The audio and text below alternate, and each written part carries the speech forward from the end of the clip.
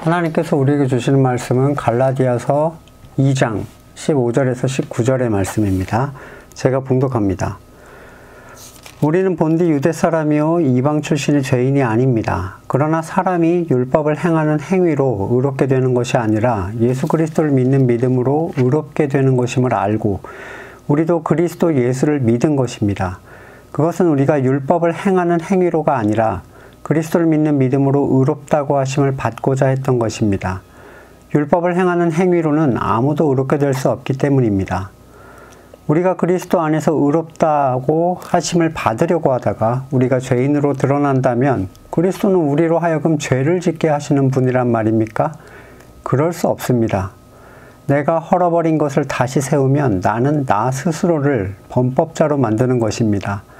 나는 율법과의 관계에서는 율법으로 말미암아 죽어버렸습니다. 그것은 내가 하나님과의 관계 안에서 살려고 하는 것입니다.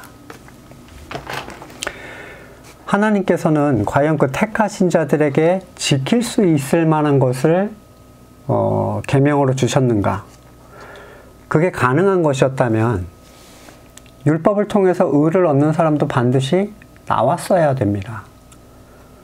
그리고 그것을 지키지 못한 사람은 성공 사례가 있다면 실패 사례는 그에 대한 책임이 반드시 있는 거겠죠. 네가 나태했기 때문에 또는 불성실했기 때문에. 근데 어떠한 율법도 성공 사례가 없었다는 사실을 기억하셔야 돼요. 잠깐 설명을 드리려면 율법을 아셔야 되는데 율법은 하나님의 법을 얘기하지만 성경에서 말하는 지금 율법은 육적 이스라엘을 위해서 모세에게 주신 계명을 의미합니다. 다른 말로는 옛 언약인데 구약과 옛 언약은 동의어예요. 구약이라는 의미는 예수님 이전에 쓰인 성경을 모은 모음집을 뜻하는 상권 같은 개념이 아닙니다. 구약, 신약 그렇게 우리는 뭐 상권, 하권 이런 느낌으로 자꾸 봤는데 그 책들이 옛 언약에 속해 있다. 옛 언약에 속한 책들이기 때문에 구약인 거예요. 옛 언약의 실제적인 의미는 뭘까요? 이걸 지켜서 이걸 네가 스스로 지켜서 의를 얻으라는 겁니다. 신명기 6장 25절에 우리가 우리 하나님 앞에서 그가 우리에게 명하신 대로 이 모든 명령을 충실하게 지키면 그것이 우리의 의로움이 될 것이다. 하나님께서 명령하신 613가지 계명은 본질적으로 하나님의 법의 샘플을 만들어 주신 거지 그게 전체가 아닙니다. 유튜브에 가짜 사나이라는 그 일반인들이 UDT 훈련을 받는 그 과정, 체험이죠. 그 영상이 있는데 실제 훈련에는 뭐 카메라 없죠. 의료진 막 상시 대기하고 있지 않고 말도 굉장히 더 거칠게 하고 실제적으로 굉장히 더 힘들게 하겠죠. UDT는 실제 합격률이 뭐 30% 안짝이라고 해요. 심할 때는 막 10% 밑으로 떨어지기도 하는데 거기 가는 사람들이 다 이런 사람인데 떨어진다는 거예요. 지금 찍고 있는 2기는 1기 찍은 영상에 비해서 훨씬 혹독해 보이지만 누가 이걸 통과했다고 나는 UDT의 훈련 전사다 이렇게 얘기하는 사람은 없겠죠. 말 그대로 체험에 불과합니다. 정말 극히 작은 부분을 맛만 보게 해주는 거죠. 율법, 이 613가지의 율법에는 거의 반자동으로 지켜질 만한 것들이 있습니다. 예를 들면 나실인에게 주는 율법은 나실인이 아닌 사람은 신경 쓸 필요가 없어요. 제사장이 눈여겨봐야 할 율법이 있고 레위인이 눈여겨봐야 할 율법이 있습니다. 또는 여자에게 주는 율법은 남자에게는 딱히 신경 쓸 필요가 없어요. 환자에게 주는 율법, 건강한 사람은 신경 쓸 필요가 없습니다. 이렇게 대다수가 걸러진다면 몇백 가지가 줄어들겠죠. 또 의식주에 대한 경고가 있는데 이 의식주에 대한 부분은 문화로 형성이 되어 있어요. 그렇게 어렵지가 않습니다. 예를 들어 한국 사람이 타조 고기를 먹지 않기 위해서 조심해야 될 필요가 별로 없죠. 사주 고기를 먹으려면 찾아가야 됩니다. 어디서 파는지 수소문해서 찾아가야 돼요. 그러니까 뭐 토끼고기, 뭐 돼지고기, 아예 사육 자체를 해버리지 않으니까요.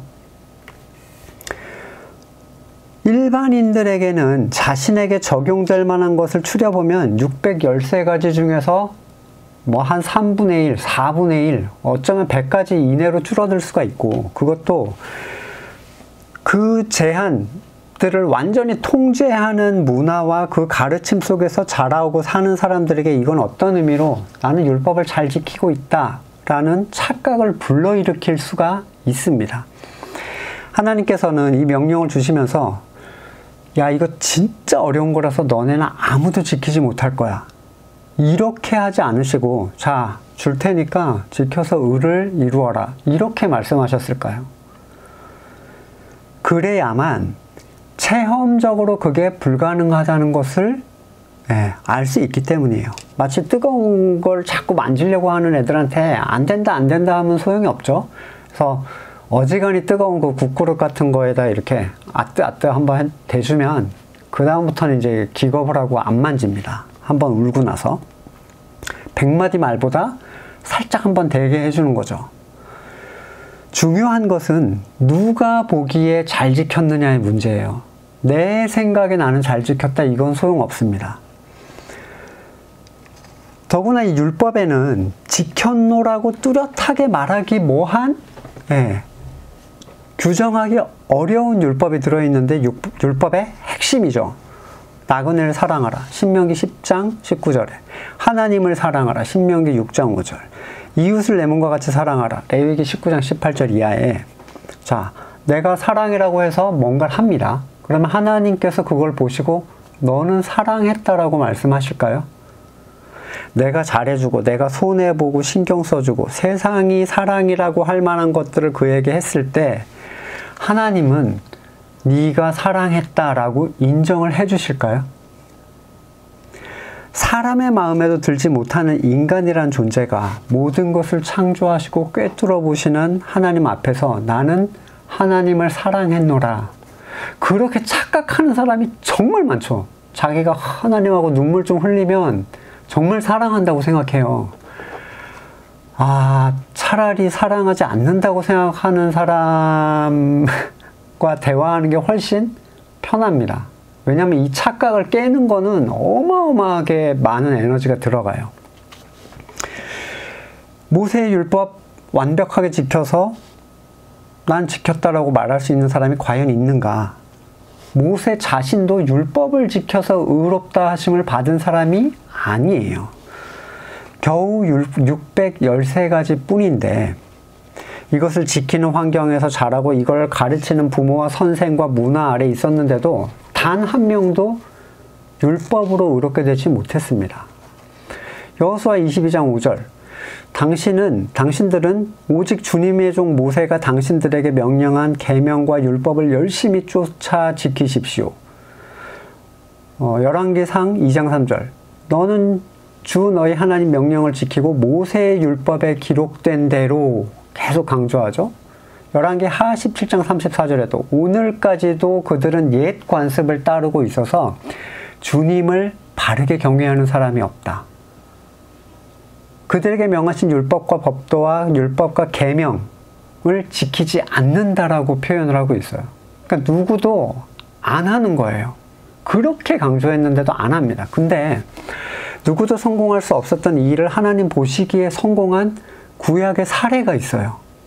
창세기입니다. 창세기 26장 5절에 이는 하나님께서 하시는 말씀이에요. 아브라함이 내 말을 순종하고 내 명령과 내 계명과 내 율례와 내 법도를 지켰음이라 하시니라. 이게 얼마나 모순적이냐면요. 먼저 아브라함은 율법을 전수한 그 모세, 율법을 받은 모세보다 400년이나 전에 태어난 사람이에요. 두 번째로 이걸 지킨다는 건 율법의 정신은 모든 것을 항상 완벽하게 합니다. 근데 잊지도 않은 걸 어떻게 모든 것을 항상 완벽하게 지켜서 하나님의 마음에 들게 할 수 있었는가? 모세는 그렇게 하려고 노력하거나 의도한 적이 있습니까? 그게 가능할까요? 있지도 않은 걸. 근데 하나님은 지켰다고 하고 그를 인정해 주세요. 그래서 뭐의 조상이라고 얘기를 하죠? 율법의 조상이 아니죠. 믿음의 조상이에요. 그래서 하나님의 의를 얻는 것을 은혜라고 하는 겁니다. 사람이 할 수 있는 게 아니에요.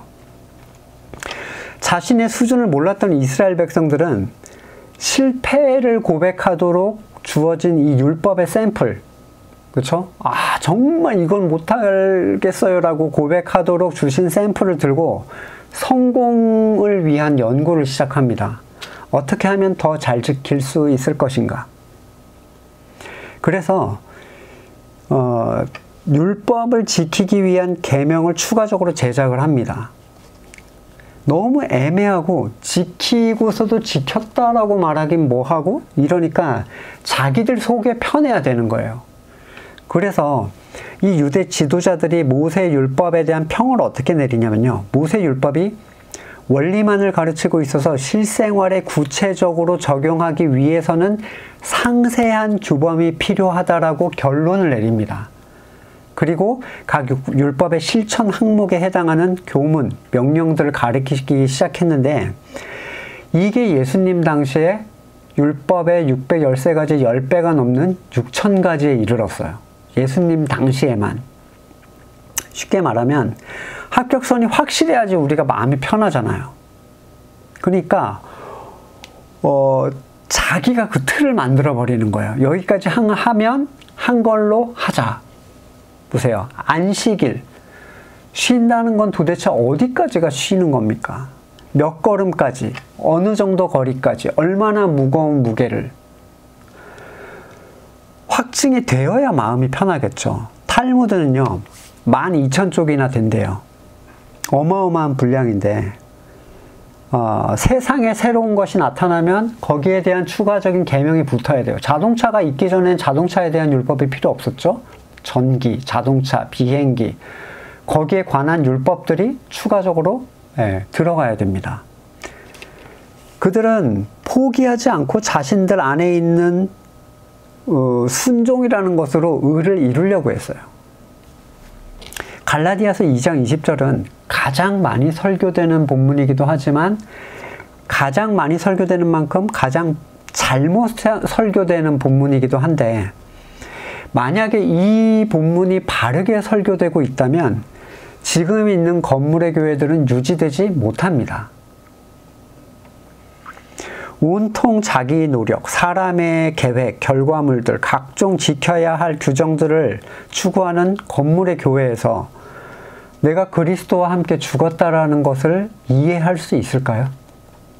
지금 바울이 외치고 있는 그 어떤 행위로도 의롭다 하심을 얻을 수 없다는 말을 완전히 거부하고 있는 지금의 건물교회가 이 구절을 어떻게 설교하고 있습니까? 자기 암시에 불과해요. 이런 거예요. 난 죽었어. 난 하나님의 자녀야. 난 이제 새 사람이야. 난 더 이상 살아있지 않아. 이 무슨 바보 같은 소리입니까? 무엇에 관하여 어떻게 됐는지에 대한 얘기가 없어요. 나는 죽었기 때문에 성질이 나는 건 내가 아닌 거야. 그러니까 나는 화를 죽여야 되고 나는 죽었기 때문에 욕심을 없애야 돼. 나는 죽었기 때문에 천국에 갈 수 있어. 천만의 말씀이죠. 이 본문은 율법에 관하여 죽은 얘기를 하고 있어요. 율법에 관하여. 근데 열심히 자기 의를 쌓고 있으면서 난 죽었대요. 자기가 무슨 얘기하는지 모르죠. 세상의 교회는 그렇게 설교하지 않습니다. 오히려 죽었기 때문에 마음을 비우고 열심히 착하게 살라고 얘기를 해요. 성경 말씀을 지키라고 얘기를 합니다. 사람에게 행위를 강조하지 않으면 아무것도 안 된다는 사실을 자신들도 잘 알고 있죠. 율법, 옛 언약의 핵심은 스스로 지켜서 의를 이루는 겁니다. 이 지키는 데는 도우심이 없어요. 그냥 자 여기 써놨으니까 줬으니까 이걸 다 지켜. 그러면 의롭다고 해줄게. 그것에 대해 누구보다도 유대인으로 살았던 바울의 고백을 들어보세요.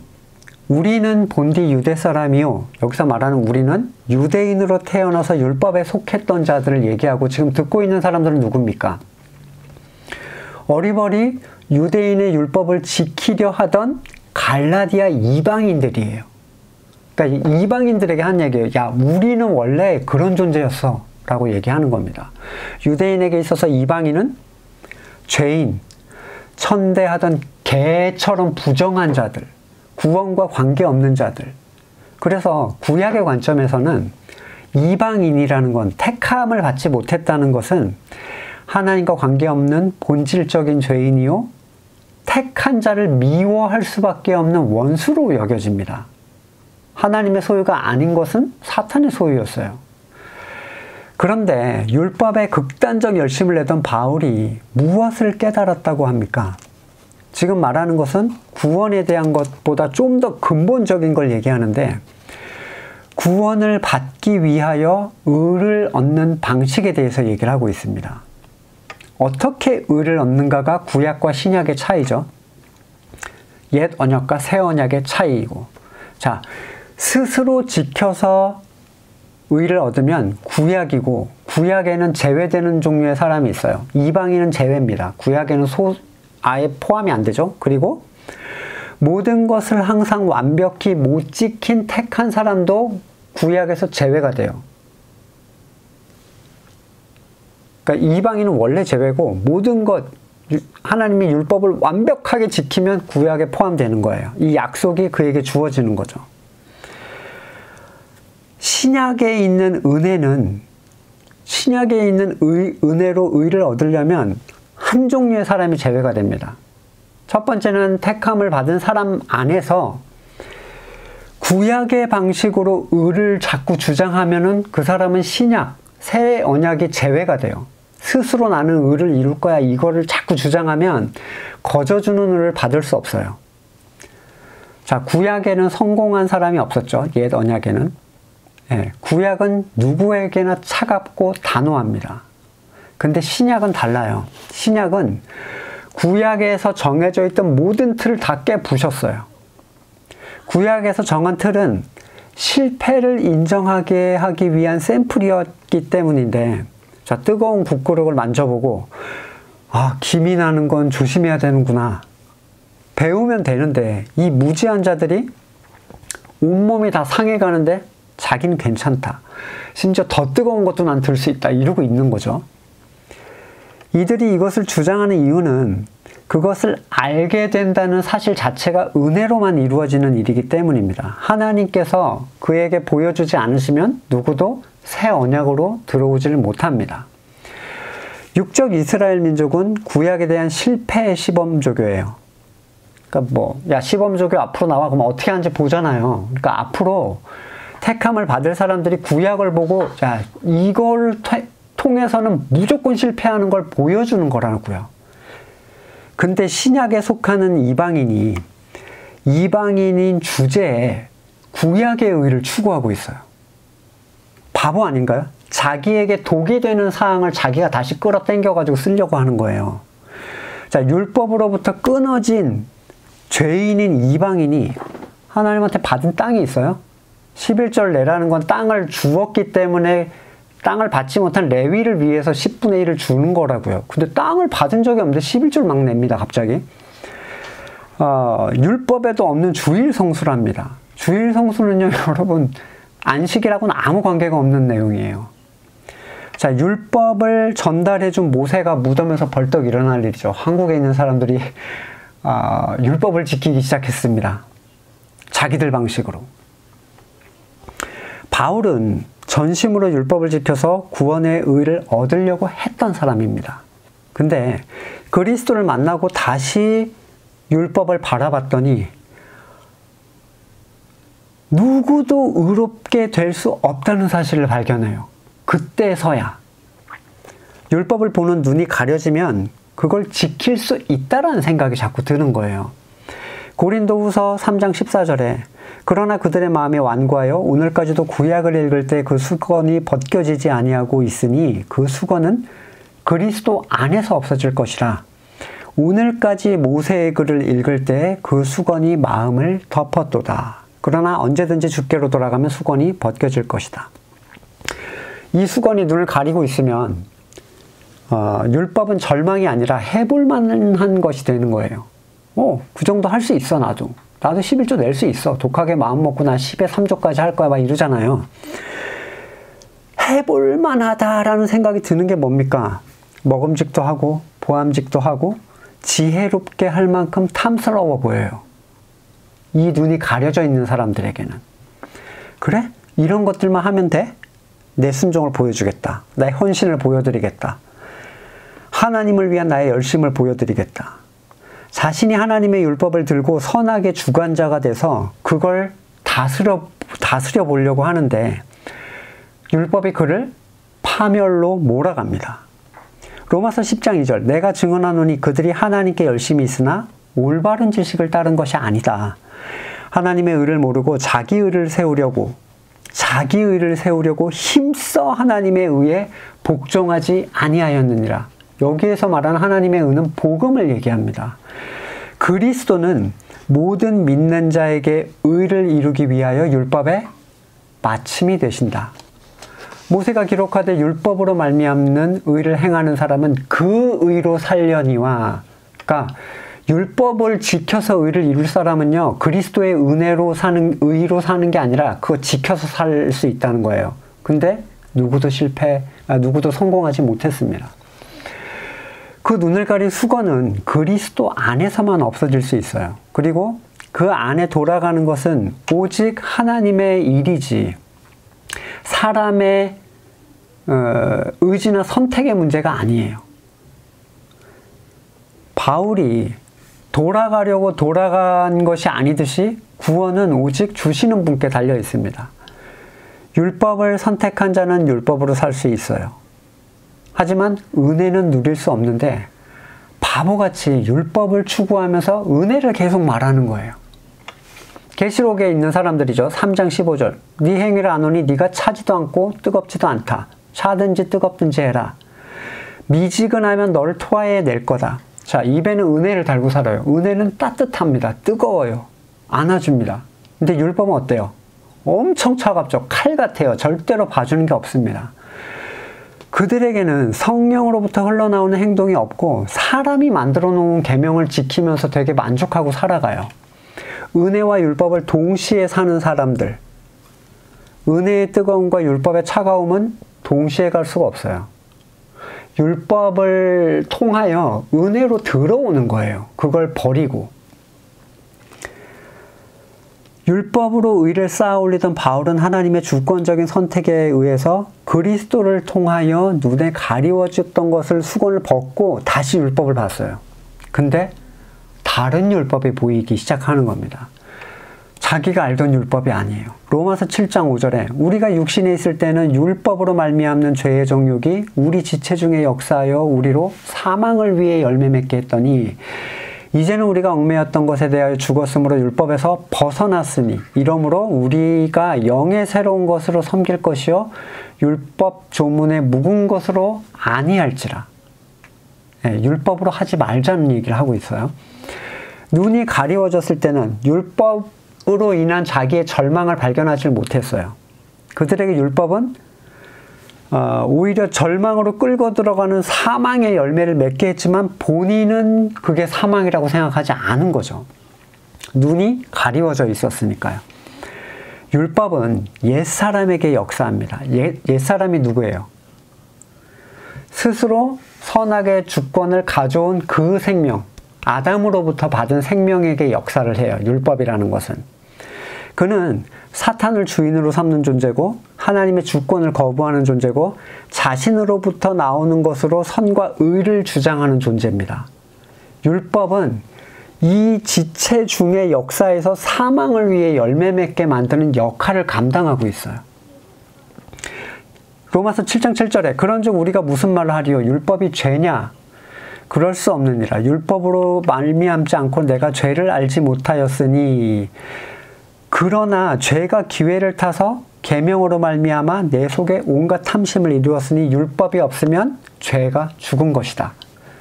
이 부분이 어렵지만 같이 한번 보겠습니다. 율법이 아니었더라면 내가 죄를 알지 못했을 것이다. 여기서 말하는 바울이 말하는 율법은 자기가 가말리엘을 통해서 배운 그 율법이 아니에요. 그리스도의 복음 아래서 본 진짜의 율법을 봤을 때를 얘기합니다. 가말리엘에게 배운 그 율법으로는 죄를 깨닫지 못했죠. 네, 그때 그는 살아 있었어요. 깨닫지 못한 율법은 오히려 바울 자신의 가치를 높여주고 자기가 스스로 의로운 자라고 여기게 만들었습니다. 하지만 그리스도를 만난 이후에 율법에 관하여 빠삭하게 알고 있다고 생각했던 그는 복음을 통한 복음의 눈으로, 그리스도를 통한 복음의 눈으로 율법을 봤을 때 까무러치게 놀라는 거예요. 7장 9절에 전에 율법을 깨닫지 못했을 때는 내가 살았더니 계명이 이름에 죄는 살아나고 나는 죽었도다. 그러니까 그리스도를 통하여 본 율법의 결과물인 거죠. 생명에 이르게 할 그 계명이 내게 도리어 사망에 이르게 하는 것이 되었도다. 죄가 기회를 타서 계명으로 말미암아 나를 속이고 그것으로 날 죽였다. 자, 하나님의 말씀을 그렇게 열심히 지켰으면 생명으로 나가야 되는데 그리스도의 복음을 통하여 봤더니 지킬 수 없다는 사실, 지킨 것이 하나님 앞에 아무런 의미가 없다는 사실을 발견하고 오히려 율법을 통해서 자기가 절망으로 떨어지는 걸 보게 된 거예요. 그가 알게 된 참된 율법은 행위만 어떻게 하면 되는 종류의 율법이 아니라 본질로 인하여 행위가 나와야 하는 것들이라는 걸 알게 된 거죠. 자, 사람이 하나님의 율법을 지키려면 하나님의 마음을 가지고 한 소망을 가지고 그걸 따를 수 있어야 돼. 그걸 추구하는 존재가 되어야 돼요. 그래야 하나님의 마음에 들 수 있습니다. 자, 주의를 지킨다. 안식일을 멋대로 변형한 장로들에 의한 가식이에요. 주의를 어떻게 지킵니까? 지키라고 한 적이 없는데. 일요일에 교회 가면 안식일을 지킨 건가요? 더 나아가서 일요일에 진지한 마음으로 토요일부터 우리가 준비하면 되게 좋은 사람이라고 하잖아요. 그러면 안식일을 지킨 겁니까? 유대인들은 그렇게 하지 않았을까요? 택한 민족이고 율법을 받은 그들은 안식일을 지키기 위해서 평일을 사는 사람들이었어요. 모든 삶의 방향이 안식일에 맞춰져 있는 존재들이었습니다. 택하신 그들이 누구도 안식일을 바르게 지키지 못했는데 이방인이 안식일을 멋대로 주의를 바꿔서 지킨다라는 개념을 붙이는 게 의미가 있겠습니까? 그들은 자신들이 만들어 놓은 룰로 정해놨잖아요. 어떻게 해야 지키는 거다. 근데 예수님이 자꾸 그걸 건드리시니까 분노가 극에 달합니다. 예수님께서는 의도적으로 안식일에 병자를 고치시고 뭐 들고 가라고 하시고 또 무슨 일들을 하세요. 그런데 예수님의 행동이 하나님 안에 있을 수 있는 까닭은 어디 있습니까? 요한복음 5장 19절. 나는 그게 하시는 일을 보지 않고는 아무것도 스스로 할 수 없나니. 예, 예수님께서는 자기 자신에 대해서 어떠한 지혜나 선이나 의를 부여하지 않으세요. 이런 이유에서 아버지께서는 예수님을 혼자 두지 않으시고 아버지의 뜻을 그분에게 알려주셨고 그걸 행할 수 있는 힘을 부여해 주십니다. 바울은 복음을 통해서 율법을 바라보게 됐을 때 율법을 통하여 주시는 하나님의 본 뜻을 알게 됐고 자기의 모든 것이 죄임을 고백하게 됐고 거저 주시겠다는 그 의를 붙잡게 됩니다. 이런 이유에서 율법은 거룩하고 의로우며 선해요. 왜? 하나님의 본뜻, 은혜, 신약, 새 언약을 향하게 하는 도구가 되기 때문입니다. 16절에서 율법의 행위로는 아무도 의롭게 될 수 없기 때문입니다. 이렇게 되어 있는 부분을 다른 사본에서는 의롭다 인정하심을 받을 수 없기 때문입니다. 또는 율법의 행위로는 하나님과 올바른 관계를 가질 수 없기 때문입니다. 라고 번역을 합니다. 자, 복음을 통해서 율법을 바라본 바울은 17절에서 그분 안에서 의롭다 하심을 받으려고 하다가 죄인으로 드러난다면 이라고 얘기하고 있는데 지금 바울이 그렇게 얘기하는 게 아니라 바울이 은혜로 의를 얻는다라고 얘기를 했더니 이거에 대해서 반대의 의견을 내는 자들의 의견이에요. 그들이 이렇게 얘기를 하는 겁니다. 쉽게 풀면 당신처럼 복음을 말하는 것은 아주 위험한 주장입니다. 그거는 율법 폐기론이나 도덕 폐기론과 다를 바가 없어요. 당신처럼 의를 은혜로 누린다고 주장하면 결국 사람들은 어떠한 행동도 선한 행동을 하지 않을 것이고 자기의 악한 행동도 제어하지 않을 겁니다. 당신은 성도를 망치고 있는 겁니다. 일부러 율법을 범하고 선한 일을 주저하는 자들로 만들어 갈 겁니다. 스스로 의에 대한 부분을 제한하면 사람들은 기도도 하지 않고 성경도 보지 않고 전도도 하지 않는 자들이 될 겁니다. 당신이 말하는 바는 그냥 자기가 하고 싶은 대로 살면서 의롭다 하심만 받으면 된다, 이런 말과 동일합니다. 그렇게 되면 사람들은 죄를 지으면서도 자기가 의롭다고 착각하고 살아가지 않겠습니까? 정말 신기하게도 저는 복음을 깨닫고 복음을 얘기하고 정말 이 성경에 대한 있는 이 복음을 얘기했어요. 근데 이런 식으로 반론하는 평신도뿐만 아니라 목회자들을 봤습니다. 안 된대요, 그렇게 하면. 전도할 때 찌라시만, 여러분 저 찌라시만 돌리지 말고 구역공과 할 때 주보 뒤에만 읽지 마시고 여러분이 정말 복음을 체험하고 그걸 간증해야 되는 거 아닙니까? 이렇게 얘기를 했더니 성령을 기다리다가 어느 세월에 하네요. 담임 목사님이 그렇게 얘기하는 핀잔을 하시더라고요. 건물의 교회는 성령을 기다렸다가는 아무것도 못하는 존재라는 걸 본인들도 알고 있어요. 이런 예를 들어볼게요. 사람의 지혜, 사람의 노력, 사람의 방식은 하나님이 사용하지 않으시다고 분명히 성경에서 계속 얘기하죠.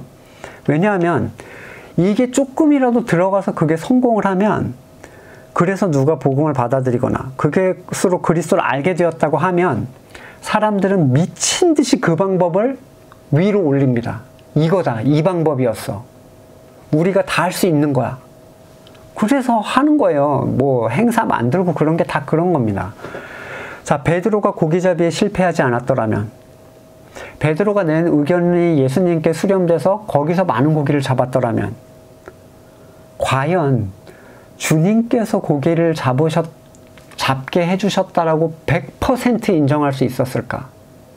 자, 모세가 실패하지 않았더라면, 그가 젊은 혈기와 모든 것들을, 지혜를 가지고 이 이스라엘 백성을 이끌어냈더라면 하나님이 그걸 하셨다고 얘기할 수 있을까?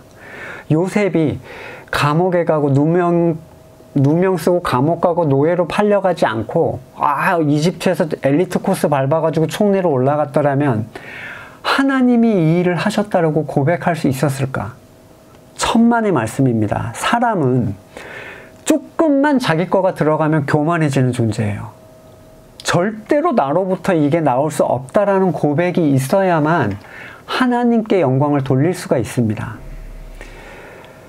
쉽게 말하자면 그렇게 얘기하는, 반론하는 사람들은요, 복음을 체험한 사람이라면 절대로 할 수 있는 질문이 아니라는 거예요. 성경이 사람의 무능과 행위의 무가치성을 그렇게 얘기하고 있는데 자기는 체험이 없어요. 그러니까 그 가치를 인위적으로 만들어내야 하고 누군가는 이미 그걸 만들어 놨어요, 과거에. 절대로 경험이 있는 사람들은 그렇게 얘기하지 않습니다. 바울은 율법을 제거해야 된다는 얘기를 하는 게 아니에요. 바로 옛사람을 제거함으로써 율법이 작용하는 영역을 제거해야 된다라고 얘기하는데, 이건 다음 시간에 좀 자세하게 말씀드리겠는데, 이것은 의도의 문제가 아니라 이미 일어난, 이 일이 일어난 사람들에게 하는 말이라는 걸 아셔야 돼요. 이러한 일, 그러니까 옛사람을 처리하는 이러한 일들은 오직 하나님의 은혜로만 그리스도를 통하여 택하신 자들에게만 일어나고 알려질 수 있는 일이에요. 여러분, 뭐 아무한테나 그거 한다고 해서 옛사람을 제거해야 되겠네 그러면 이렇게 생각할 수 있는 종류가 아닙니다. 그 사람들은 옛사람에 대한 인식이 없어요. 새 사람이 없으니까 옛사람이 뭔지 몰라. 그러니까 내가 생각할 때 좀 불편하게 생각하는 영역을 옛사람이라고 생각을 해요. 전혀 아닙니다. 그들은 사람이 만들어 놓은 것들로 흘러나오는 것을 흉내만 냈을 뿐이에요. 교회에 가고 예배 형식을 참여하고 기도하는 척하고 예. 거듭난 생명이 없는 사람들은 그것을 내가 하지 않으면 도덕 폐기요 율법의 폐기라고 생각을 하는데 자기의 무가치를 고백하고 그것을 추구하고 하게 하시는 하나님 그리고 그 은혜의 결과물들을 본 사람들은 절대로 율법과 인간 행위를 주장하지 않아요. 거듭난 생명을 가진 사람들은 율법을 지켜서는 안 된다는 말을 하는 게 아니라 그걸 지킬 수도 없고 지키는 것이 의미가 있을 수 없다라는 얘기를 하는 겁니다. 하지만 거듭나지 않은 사람들은 복음을 말하는 자들에게 선을 버리는 자들이라고 비난을 해요. 주일도 못 지키려고 너 같은 애들이 사탄이야 막 이러는 거예요. 하나님의 것을 도적질하게 만들었어 또 이런 식으로. 심지어 바울이 성경에서 이렇게 절절하게 얘기하는데도 받아들이지 않습니다. 오히려 그래도 바울이 얼마나 열심히 살았던 사람이냐 라면서 바울의 삶이 바울 자신의 의도와 노력으로부터 나온 결과물이라고 얘기를 해요. 바울은 은혜로 하나님께서 하시는 것들을 이미 체험했는데 왜 그 힘들고 고된 옛날의 방식을 전혀 의롭다함을 받을 수 없는 그 방식을 주장하겠습니까? 이미 하나님이 하신다는 게 어떤 건지를 알게 됐는데요. 바울은 끊임없이 사람의 지혜, 사람의 노력, 열정을 부정합니다.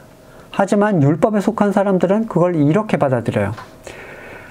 아무것도 하지 말라는 게 아니라 최선을 다해서 하되 하나님께 도움을 요청하면서 해야 된다. 이렇게 결론을 내리죠. 어떻게든지 사람의 의지와 노력을 거기다가 섞습니다. 은혜에다가. 네가 안 하면 아무도 못하는 거야. 그들은 그게 죄라는 말이 무슨 말인지를 이해하지 못해요.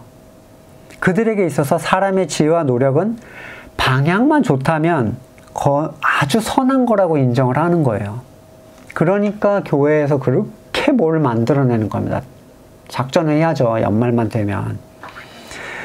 복음의 가치를 체험해보지 못한 사람들은 바울에게 반문을 합니다. 그런 식으로 하면 결국 우리의 죄는 통제되지 못할 거고 우리는 율법을 어기는 자가 되고 그리스도는 그러면 우리를 죄짓게 하는 자가 된다는 거요? 이렇게 물어보는 거예요. 바울은 단호하게 그럴 수 없다라고 얘기하죠. 율법을 주장하는 사람들은 아직도 자기 힘으로 자기를 제어하는 것이 하나님 안에서 선이 아니라 세상 안에서의 선뿐임을 보지를 못합니다. 그들에게는 내가 나를 통제하는 것이 가능하다 여겨지고 안 되면 하나님 내가 나를 통제하게 도와주세요 이렇게 기도해요. 내가 율법을 잘 지키는 자가 돼서 내가 선인과 악이라고 정한 것들에 대해서 내가 흔들리지 않게 해주세요. 이렇게 기도를 한다는 거예요. 기도 자체를 내가 더 완벽한 율법의 주관자가 되도록 해달라는. 기가 막히죠. 그러나 거듭나서 그리스도의 의를 추구하는 사람들은 자기가 자기를 통제하지 못하는 부분뿐 아니라 내가 나를 통제하고 의를 주장하는 게 더 하나님이 싫어하시는 일이라는 걸 알게 됩니다. 그게 누구예요? 바리새인과 서기관들이었어요. 세리, 창녀, 이방인보다 더 예수님이 크게 질타했던 자들, 자기가 자기 의를 통제하던 자들이에요. 자, 내가 나를 통제하지 않으면 죄가 흘러나오겠죠. 문제는 내가 나를 통제한다 한들 그게 오히려 하나님 앞에서 의를 이룰 수 없을 뿐더러 하나님 앞에서 교만에 지나지 않는다는 거예요. 그 행동이. 하나님 앞에서 내 선과 내 악은 둘 다 악입니다. 그러니까 보세요. 선도 없고 선이 아닌 상태. 그럼 나는 악밖에 없는 거잖아요. 그러니까 주시는 은혜를 간구하는 거예요. 이 자신에게 절망만을 발견한 사람들이 은혜는 거저 얻는 것이니까 이제는 내 멋대로 살아야 되겠다. 이렇게 행동할 것 같으세요? 이러니까 그 사람들이 체험이 없다고 하는 겁니다. 율법의 목적은요. 절망을 위한 거예요. 절망. 로마서 3장 20절 그러므로 율법의 행위로 그 앞에 의롭다 하심을 얻을 육체가 없나니 율법으로는 죄를 깨달음이라. 자, 죄를 깨닫게 하는 것까지가 율법의 목표예요. 율법은 죄를 제어하기 위한 수단이 아닙니다. 바보 같은 소리예요. 그걸로 죄를 제어해 보겠다라고 생각하는 사람들. 그건 불가능한 것이고 주신 목적에 합하지 않습니다. 율법을 그리스도의 복음 아래에서 들여다보니까 이전에 나를 의롭게 해준다고 생각했던 그게 더 끔찍한 죄임을 드러냈을 뿐이에요. 완벽한 절망에 빠진 사람은 단 하나의 도움만을 바라죠. 내 모든 희망이 사라진 사람들이요. 그리고 그리스도께서 그의 머리가 되어서 그를 세우시고 바꿔가세요. 그는 그 변화를 내 스스로 계획하거나 의도하지 않습니다. 이것 좀 바꿔주세요. 이런 얘기를 안 해요. 머리 대신 그리스도만을 바라보는 사람입니다. 다만 그리스도 안에 머물렀을 뿐인데 어떤 현상이 나타납니까? 그에게는 하나의 소망을 가진 지체들이 생기기 시작해요. 그 연합을 통해서 하나의 가치로 더 서로를 세워갑니다. 이것은 진행되어가는 과정이지 거듭났을 때 딱 완성되는 형태가 아니에요. 사람이 거듭났다 하면 대단히 크게 세상적으로 선으로 가득 차서 희생적이고 온유하기가 양처럼 순하고 모든 죄악을 다 제어하고 다 용서하고 이럴 거라고 생각하시면 아주 큰 착각입니다. 어쩌면 이 거듭난 사람은 자기에 대한 절망 그리고 그리스도의 의에 대한 확신 외에는 거의 변한 게 없는 상태예요. 스스로의 모든 행동의 무익함과 악함에 절망을 느낀 사람은 그리스도를 계속 의지할 수밖에 없죠. 그리고 머리가 되신 그리스도는 점점 그를 그리스도의 영광에 이르도록 바꾸어 가세요. 이 변화는 마치 살아있는 식물이 열매를 맺듯이 가지의 의지에 의한 게 아니라 생명력의 결과일 뿐이에요. 로마서 8장 29절 하나님께서는 미리 아신 자들을 택해서 자기 아들의 형상과 같은 모습이 되도록 미리 정하셨으니 그 아들이 많은 형제 중 가운데 맏아들이 되게 하시려는 것입니다. 그리하여 미리 정한 자들을 부르시고 부르신 자들을 의롭게 하시고 의롭게 하신 자들을 영화롭게 하셨습니다. 마태복음 11장 28절 보시면 수고하고 무거운 자들아 다 내게로 오라 내가 너희를 쉬게 할 것이다. 이게 참된 안식으로 들어가는 시작입니다. 그리스도를 향하는 것. 자신의 노력의 무의미함을 아는 자들만 이건 쓸데없는 짓이었어 라고 드디어 놓을 수가 있어요. 그 무거운 짐을.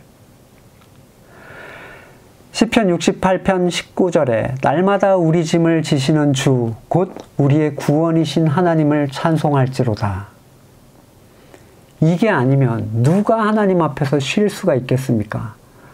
이게 참된 안식이 아니면 뭐가 안식이겠어요? 히브리서 4장 3절에 이미 믿는 우리들은 저 안식에 들어가는도다. 이미 그의 안식에 들어간 자는 하나님이 자기 일을 쉬신가 같이 그도 자기 일을 쉰다. 사람의 일을 놓는 거예요. 하나님이 그 안에서 일하시기 때문에. 그러므로 우리가 저 안식에 들어가길 힘쓸지니 누구든지 저 순종하지 않는 본에 빠지지 않게 하려 함이라. 바울은 자신의 노력과 힘으로 하나님의 의에 이르는 것을 다 헐어버렸습니다. 그렇게 튼튼하게 세웠던 사람이. 왜요? 그리스도의 복음을 통해서 그 실체를 봤기 때문이에요. 무의미한 고집이었고 참혹한 교만이었습니다. 더 이상 자신으로부터 나오는 것으로 하나님 앞에서 의를 주장하지 않겠노라고 다 때려 부셨어요.